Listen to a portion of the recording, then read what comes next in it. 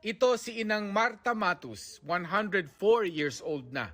Mahina na ang mata at tenga, palagi na rin tulog, pero matalas pa ang isip. 105 years old na matay ang kanyang asawang si Juan Matus. Ang kapatid naman ni Juan na si Alejandro Matus ay 105 years old din namatay. Ito naman si Gregoria Soriano na kapatid ni Inang Marta. 97 years old naman siya at excited ng mag-98.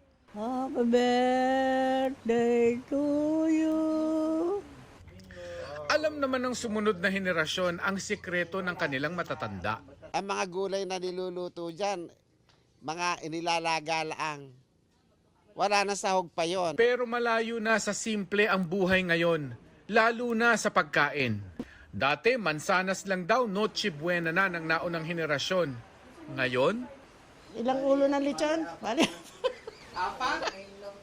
pero ang mga anak ni Inang Marta at Gregoria, hindi naman daw pinapangarap na maging centenarian. Mga 75 siguro, baka hindi ako abutin. Hindi. 15 years na ako may diabetes. Oo. Ngayon pa lang, nahirapan na nga akong lumakad eh. Mahirap po pag walang mag-aalaga. Ang motto raw kasi nila sa buhay ay yung nabasa raw nilang meme na ang buhay ay hindi pahabaan, kundi pasarapan. Para sa GMA Integrated News, Mark Salazar, nakatutok 24 oras.